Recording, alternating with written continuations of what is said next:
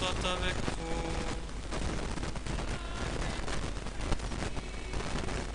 Évangile de Jésus-Christ selon Saint Jean.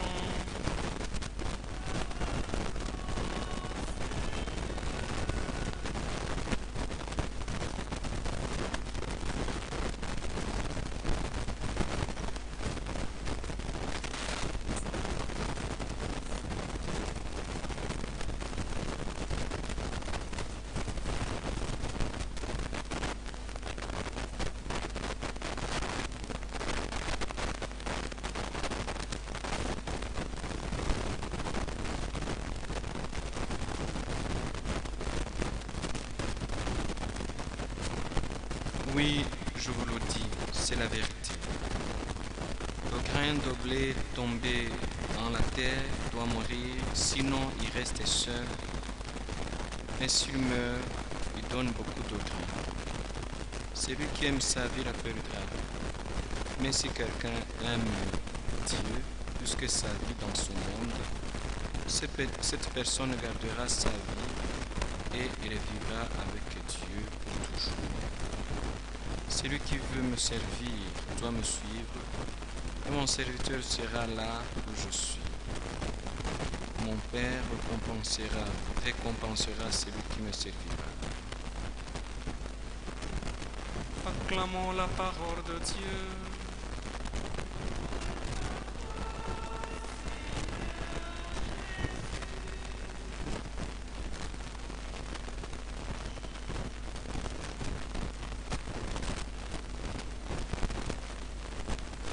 J'aimerais commencer cette petite méditation avec vous en vous souhaitant une très bonne fête de fidèles laïcs.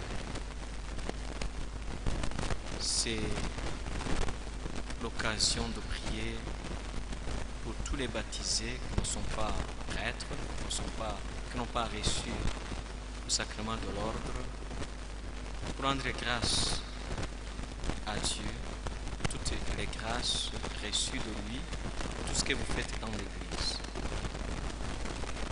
Rendre grâce à Dieu pour tout cela. Aujourd'hui, nous sommes aussi dans la joie parce que nous sommes en train de célébrer les martyrs de Lourdes. Pourquoi aujourd'hui, au lieu que ce soit le 3 juin? La conférence des évêques a voulu que cette fête soit célébrée aujourd'hui parce que, vous vous souvenez, le 3 c'était vendredi, dimanche 5 c'était la Pentecôte, dimanche 12 c'était la Sainte Trinité, le 19 c'était le Saint-Sacrement. Alors, les évêques ont voulu que vraiment cette fête soit célébrée dans sa particularité, mais aussi en faisant un lien très étroit avec le rôle et la responsabilité des fidèles laïcs dans l'Église. On peut partir de cette introduction et poser cette petite question. Quel est le rôle et la responsabilité des fidèles laïcs dans l'Église et dans le monde? Le rôle et la responsabilité des fidèles laïcs dans l'Église et dans le monde consiste en quoi? En fait, consiste ou se trouve, se comprend, c'est mieux peut-être, se comprend par une vie de témoignage. Le témoignage, c'est ça le martyr. La première lecture, deuxième livre de Maccabée, nous a invités à méditer les événements qui se sont déroulés probablement au règne d'Antiochus Épiphanes. C'est sous la domination grecque, probablement au IIe siècle avant Jésus-Christ. Le peuple juif était persécuté. Il n'avait pas le droit de célébrer la loi du Seigneur, de vivre librement la foi. C'est le temps des persécutions. La la première lecture nous a parlé de 7 jeunes avec leur mère qui décident, qui acceptent de mourir au lieu de céder à l'idolâtrie. Beaucoup de torture. Un de ces jeunes dit: tu es un criminel, s'adresser à son père. Tu nous enlèves la vie aujourd'hui, mais le roi du monde nous relèvera de la mort. Nous qui mourrons pour obéir à ses lois, il nous fera vivre avec lui pour toujours. C'est ça le témoignage. Accepter de mourir au lieu de céder, au lieu d'abandonner la voie du Seigneur. C'est ce qu'ont fait les frères de l'Ouganda, les martyrs, à 1885 jusqu'à 1887. Il y a eu beaucoup de persécutions contre les chrétiens en Ouganda. Il y a eu beaucoup de martyrs, les catholiques comme les protestants.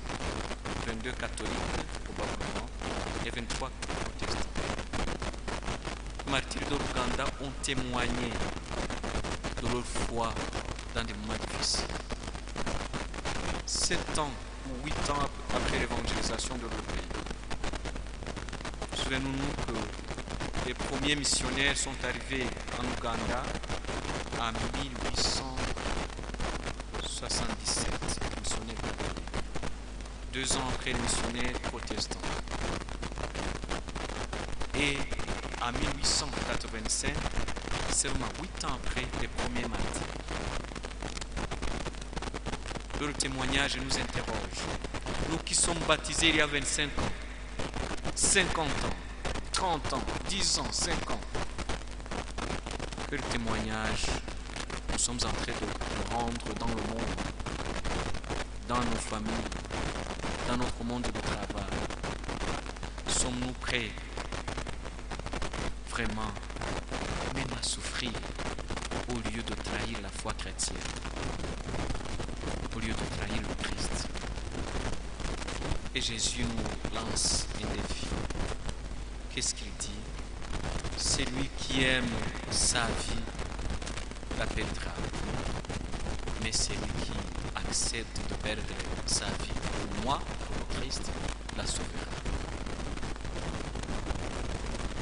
Le choix nous appartient. Sommes-nous prêts à choisir le Christ aujourd'hui? Suis-je prêt à choisir le Christ par rapport à mon travail, à mes amis? Je crois que c'est le moment de s'interroger, mais aussi de nous confier au Seigneur, parce que la vie de l'humanité n'est pas facile. Ne pensons pas que le péché doit vraiment être la dernière option pour vivre. Tu peux dire: ah, c'est pas possible de témoigner de ma foi dans mon lieu de travail. Oui, c'est pas possible, mais c'est là où le Christ est en moi. Et si tu ne peux pas vraiment affirmer ta foi dans les moments difficiles, tu tiens encore un chemin à entreprendre. Mais tu ne peux pas avoir peur parce que le Christ est là avec toi. La deuxième lecture, la lettre aux Romains chapitre 8, nous a consolés, réconfortés. Et c'est pour nous dire que même dans des moments difficiles, le Christ est avec nous. Même si nous sommes persécutés, nous ne devons pas avoir peur de témoigner. Parce que rien ne peut nous séparer de l'amour de Christ. Que dire de plus? Si Dieu est pour nous, qui sera contre nous? Même à son Fils, Dieu n'a pas évité la souffrance, mais l'a livré pour nous tous. Alors avec son Fils, il va tout nous donner gratuitement. Qui peut accuser ce que Dieu a choisi? Personne. En effet, Dieu les rend justes. Qui peut les condamner? Personne ne peut te condamner. Personne, en effet. Le Christ Jésus est mort. De plus, il s'est réveillé de la mort. Il s'est assis à la droite de Dieu et il prie pour nous. Le Christ prie pour prie pour toi. Qui peut nous séparer de l'amour du Christ? Rien ne peut te séparer de l'amour du Christ. Rien. Qui peut nous séparer de l'amour du Christ? Est-ce que le malheur ou l'inquiétude, la souffrance venant des autres? Rien ne peut nous séparer de l'amour du Christ. Ou bien la pauvreté, le danger ou la mort. À cause de toi, nous risquons sans arrêt à la mort. On nous traite comme des moutons de boucherie. Mais dans tout ce qui nous arrive, nous sommes les grands vainqueurs par celui qui nous a aimés, par Jésus-Christ. Demandons au Seigneur de nous rassurer, de nous réconforter dans des moments difficiles, pour que nous ne puissions pas oublier que nous sommes chrétiens. Nous sommes les aimés, les bien-aimés du Seigneur. Et si nous prenons conscience que nous sommes les bien-aimés du Seigneur, nous allons vivre notre foi dans la clarté, dans notre vie. Aujourd'hui, c'est une grande fête. Nous célébrons les martyrs de l'Ouganda, mais aussi c'est un jour, c'est un dimanche où nous sommes invités à méditer, à réfléchir sur le rôle et la responsabilité des fidèles laïcs dans l'Église et dans le monde. Dans le message propre à ce jour, la conférence épiscopale du Rwanda nous a invités à marcher ensemble, unis dans le Christ. Même dans ces moments difficiles, le Christ nous invite à l'unité. L'Église nous invite à l'unité.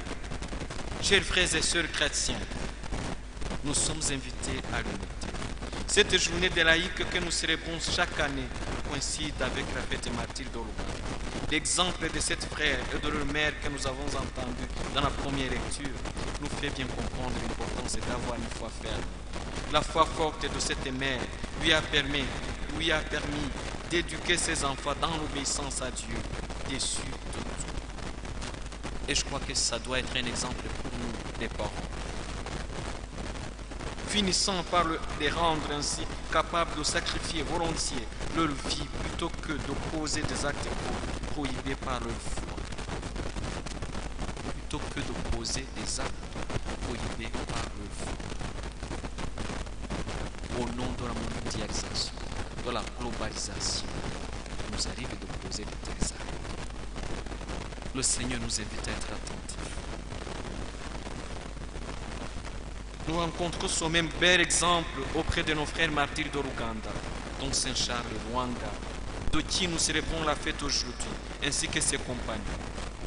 Ils ont consenti à endurer jusqu'à la mort et ces vices du martyr plutôt que de renier Jésus-Christ. Est-ce que je suis capable d'être ferme dans ma foi, même dans mon travail, au lieu de renier ma foi? Peut-être la loi positive m'encourage, m'autorise à poser tels actes. Et la loi divine. Que le témoignage héroïque nous serve de modèle, surtout en son temps du synode que nous vivons. Même si les difficultés ne nous manquent pas dans notre vie quotidienne et parfois avec une terrible acuité, la deuxième lecture nous fait comprendre que quiconque contemple Jésus-Christ en sort victorieux, parce qu'il peut alors compter sur le Christ qui le rend fort. Marchons ensemble, unis dans le Christ. Ce thème nous aide à bien comprendre le cheminement synodal que nous avons entrepris. La communion est un héritage d'amour et d'unité de la Sainte Trinité. La communion. L'Église vit pour annoncer la bonne nouvelle. Et c'est cette invitation qui nous est adressée, nous chers frères, nous, tous les fidèles du Christ. Et aujourd'hui, nous méditons sur l'engagement, la responsabilité et la place des fidèles laïcs dans le monde et dans l'Église. Cette invitation nous est adressée. Quelle invitation? D'annoncer la bonne nouvelle de l'amour de Dieu pour tous les hommes. Et cette annonce consiste en trois aspects. La consolation. Nous sommes invités à consoler les affligés en leur disant que rien ne peut leur séparer de l'amour du Christ. les séparer de l'amour de Christ. Deuxièmement, nous sommes invités à dénoncer le mal dans le monde, dénoncer le mal dans les familles. Et c'est le Christ qui nous rend forts. Troisièmement, nous sommes invités et appelés à annoncer la bonne nouvelle du salut. Que le Christ nous serve. C'est le Christ qui est notre unité. Et je ne peux pas faire cette émission, accomplir cette émission sans être uni, sans être en communion avec les autres. Et que cette fête nous soit une fête de l'unité des chrétiens. Que cette célébration nous soit une occasion de demander que nous soyons vraiment unis pour le Christ. Dans cette démarche synodale. Que le sacrifice du Christ qui nous a rassemblés dans l'unité des enfants de Dieu nous encourage et nous fortifie. Chers frères et sœurs chrétiens, l'unité et la solidarité que nous appelons de tous nos voeux, c'est celle qui saurait se voir dans des actions concrètes de l'Église. Quelle est cette unité que nous souhaite le Christ? L'unité que nous souhaite le Christ, nous rencontrons dans l'Évangile selon Saint Jean, chapitre 17. Et c'est la prière du Christ. Le Christ se rend compte que nous sommes déchirés. Les familles sont désunies, déchirées. Le cœur brisé, déchiré. Et nous invite à l'unité. L'unité dans les cours. L'unité dans notre milieu de travail. Et le Christ prie pour nous pour que nous soyons un. Que tu sois un comme toi, Père, tu es en moi et moi en toi. Qu'ils soient un en nous, eux aussi, pour que le monde croie que tu m'as envoyé. Et moi, je leur ai donné la gloire que tu m'as donnée, pour qu'ils soient un comme nous sommes un. Moi en eux et toi en moi. Que cette prière de Jésus-Christ ne soit pas vaine. Non, elle ne peut pas être vaine. Luttons et travaillons pour l'unité. En ce temps, il y a eu beaucoup de difficultés, mais n'ayons pas peur, le Christ est notre force et notre rempart. Toutefois, même si les chrétiens subissent aussi des difficultés, le Christ est avec eux. Chers frères, redoublons d'efforts pour la sanctification personnelle et pour la sanctification du peuple de Dieu. J'aimerais faire un petit rappel des rôles et des responsabilités des frères laïcs dans l'Église et dans le monde. En partant des lectures et de son message des évêques, pensons aussi au rôle et aux responsabilités que l'Église et que le Christ confie aux fidèles. Ces rôles et ces responsabilités peuvent se résumer en quelques petits points. Première chose, nous sommes invités à travailler à ce que le message divin du salut soit reçu par tous. Peut-être à travers la catéchèse, à travers l'engagement dans la liturgie. Deuxième point, nous sommes invités à imprégner l'esprit de l'Évangile dans l'ordre temporel. Troisième point, nous sommes invités à travailler à l'édification du peuple de Dieu. 4. Nous sommes appelés à être missionnaires et à prier pour que l'Église ait beaucoup de missionnaires. 5. Nous sommes appelés à subvenir aux besoins de l'Église. Il y a beaucoup de chrétiens qui se donnent pour les besoins de l'Église, qui pensent aux pauvres, qui pensent à la construction de l'Église, qui pensent à la vie de prêtre, tous ces fidèles que Dieu les bénisse. Sixième point, nous sommes vraiment invités à s'engager dans la mission d'évangélisation que le Christ a confiée à son Église. Et cela n'est pas possible si nous ne sommes pas fidèles à la parole de Dieu, au sacrement, à la charité, à la prière.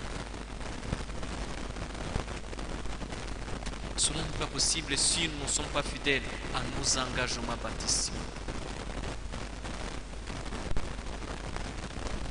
n'oublions pas que par le baptême, nous sommes devenus prêtres, prophètes et rois. Prêtres, pourquoi? Parce que le Seigneur nous a mis à part. C'est le sacerdoce commun des fidèles. Le Seigneur nous a mis à part pour réconcilier le monde avec lui. Être des médiateurs entre Dieu et les hommes, Dieu et le monde. Prophète, pourquoi? Parce que le Seigneur nous a invités et nous a donné ce pouvoir de parler en son nom. Et roi, parce que nous sommes invités à guider, diriger les autres vers le royaume. Rendons grâce à Dieu pour cette confiance. C'est vrai, le Seigneur a confiance en nous. Il nous confie sa mission. Réjouissons-nous dans le Seigneur, parce que le Seigneur nous aime. Et s'il nous confie cette émission, c'est parce qu'il nous aime. Et c'est parce qu'il veut que le monde ait la paix et la paix en abondance. Même dans les souffrances, n'oublions pas que le Seigneur est avec nous. Que le martyr de l'Ouganda nous serve d'exemple de sainteté, de témoignage. Et si le Seigneur bénit ces quelques paroles, que puisse porter de fruits dans nos vies. Par Jésus-Christ, notre Seigneur.